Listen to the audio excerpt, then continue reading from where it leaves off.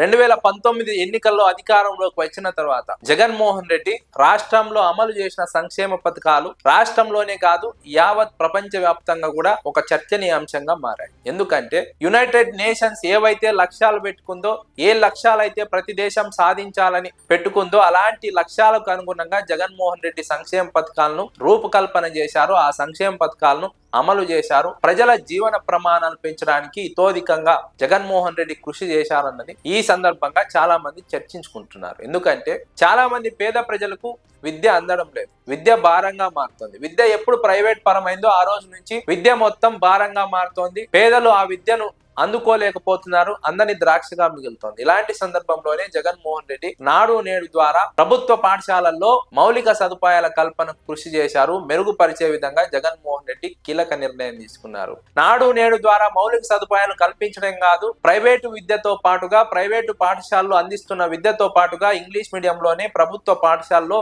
విద్యను అందించి వారి జీవన ప్రమాణాలను పెంచాలని జగన్మోహన్ రెడ్డి ఆ రోజు నిర్ణయం తీసుకున్నారు. అదొక సుదీర్ఘమైనటువంటి ప్రక్రియ. 5 ఏళ్లలో దాని వల్ల ఫలితాలు రావు. అదొక సుదీర్ఘమైనటువంటి ప్రక్రియ. ఆ ప్రక్రియను అలాగే కొనసాగిస్తూ పోతే సుదీర్ఘ కాలంలో అద్భుతమైన ఫలితాలు వస్తాయని జగన్మోహన్ రెడ్డి నమ్మారు.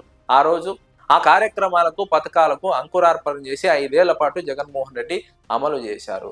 ఇలాంటి పథకాల ద్వారానే దేశంలో నిరక్షరాస్యతను పారద్రోలాలని యునైటెడ్ నేషన్స్ కూడా లక్ష్యాలను పెట్టుకున్నటువంటి ఒక సందర్భం.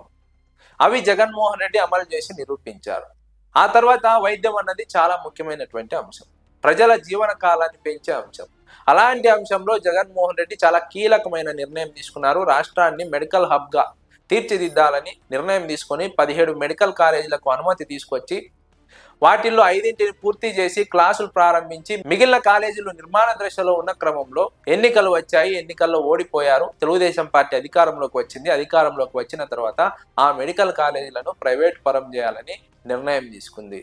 జగన్మోహన్ రెడ్డి మాత్రం వాటిని ప్రభుత్వమే నిర్వహించాలని పట్టుబట్టి మరి ఇప్పటికీ పోరాటం కొనసాగిస్తున్నారంటే జగన్మోహన్ రెడ్డి స్పష్టంగా దేశంలో సామాజికంగా ఆర్థికంగా ప్రజలు ఎదుర్కొంటున్నటువంటి అసమానతలను రూపుమాపాలనే ఉద్దేశంతో యునైటెడ్ నేషన్ లక్ష్యాలకు అనుగుణంగా జగన్మోహన్ రెడ్డి పోరాటం ఉంది.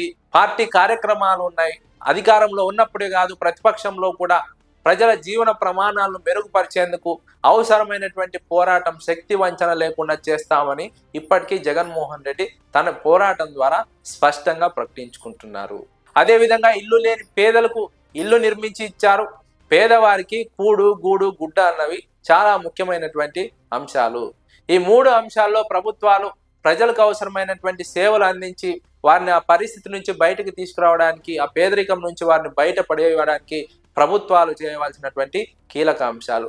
ఇక్కడ జగన్మోహన్ రెడ్డి నాడు నేడు ద్వారా ఇంగ్లీష్ మీడియం విద్య ద్వారా విద్యాపరంగా ప్రజలను అభివృద్ధిలోకి తీసుకురావాలని నిర్ణయం తీసుకొని అమలు చేశారు. ఆ తర్వాత వైద్యం విషయంలో వైద్యం అందరికీ అందాలనే ఉద్దేశంతో ప్రభుత్వ మెడికల్ కాలేజీల నిర్మాణానికి పూనుకున్నారు. ఆ తర్వాత అందరికీ ఇల్లు ఉండాలని ఇళ్ల నిర్మాణం కోసం ఎంతో సహాయం చేశారు. ఎంతో మంది ప్రజలు ఇళ్లను పూర్తి చేసుకున్నారు. ఎంతో మంది ప్రజలు ఆ ఇళ్లలోనే ప్రస్తుతం కాపురం కొనసాగిస్తున్నటువంటి పరిస్థితి.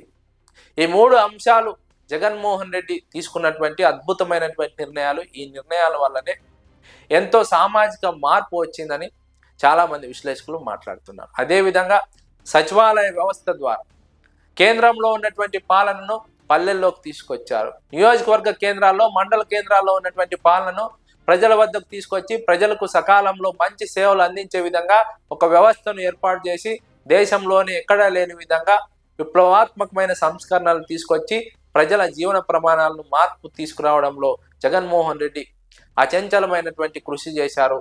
అచంచలమైనటువంటి నమ్మకంతో ప్రజలను ముందుకు తీసుకువెళ్లారు. ఆ తర్వాత వాలంటీర్ వ్యవస్థను తీసుకొచ్చారు. వాలంటీర్ వ్యవస్థ ద్వారా ప్రజలకు అవసరమైనటువంటి సదుపాయాలను కల్పించారు.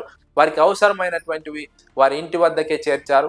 వారి ఇంటి వద్దకే పాలన తీసుకువెళ్లారు. ఒకవైపు పరిపాలన పరంగా కాకుండా మరోవైపు సంక్షేమ పథకాల అమల్లో కూడా జగన్మోహన్ రెడ్డి అమలు చేసినటువంటి విధానాలు, పథకాలు, తీసుకున్నటువంటి నిర్ణయాలన్నీ ఐక్యరాజ్య సమితి లక్ష్యాలకు అనుగుణంగా ఉన్నాయి. జగన్మోహన్ రెడ్డి తీసుకున్నటువంటి నిర్ణయాలు సామాన్యమైనవి కాదు. ప్రజల జీవన ప్రమాణాలను మార్చేందుకు తీసుకున్నటువంటి చాలా కీలకమైనటువంటి నిర్ణయాలుగా విశ్లేషకులు మాట్లాడుకుంటున్నారు.